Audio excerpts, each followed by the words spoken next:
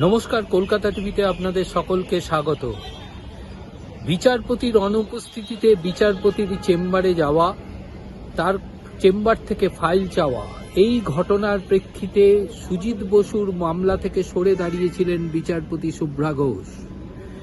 সেই ঘটনার প্রেক্ষিতে অনুসন্ধান চেয়ে এবারে সুজিত বসুর আইনজীবীরা দ্বারস্থ হলেন ভারপ্রাপ্ত প্রধান বিচারপতির কাছে। ঘটনার অনুসন্ধান চেয়ে তারা সম্পূর্ণভাবে প্রধান বিচারপতির কাছে আবেদন জানিয়েছেন।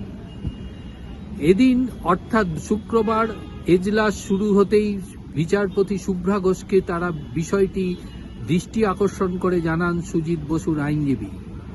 সুজিত বসুর আইনজীবীর দাবি যে বার এবং বেঞ্চের মধ্যে একটি স্বচ্ছতা থাকা প্রয়োজন। এই ঘটনার প্রেক্ষিতে প্রকৃত অনুসন্ধান হওয়ার প্রয়োজন। কোন আইনজীবী গেছিলেন, এর সঙ্গে আদালতের কোর্ট অফিসারের ভূমিকা কি, কেন ফাইল চেয়েছিলেন এবং কি ঘটনাটি ঘটেছিল, এর পেছনে কারা কারা জড়িত, এই সম্পূর্ণভাবে অনুসন্ধান হওয়ার প্রয়োজন।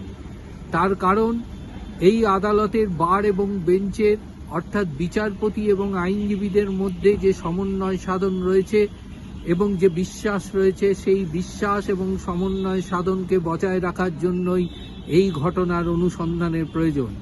তাই তারা ভারপ্রাপ্ত প্রধান বিচারপতির দ্বারস্থ হয়েছেন এই ঘটনার অনুসন্ধানের জন্য।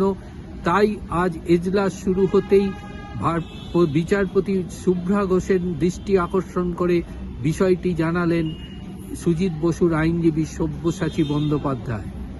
তিনি পরিষ্কার জানিয়ে দিয়েছেন যে এই ঘটনার উপযুক্ত তদন্ত হয়ে উপযুক্ত যে ব্যক্তি যিনি এই ঘটনা ঘটেছেন তার উপযুক্ত ব্যবস্থা গ্রহণ করা হোক এবং পাশাপাশি এই ঘটনার সঙ্গে যদি আদালতের কোনো অফিসার জড়িত থাকেন সেটিও দেখা হোক।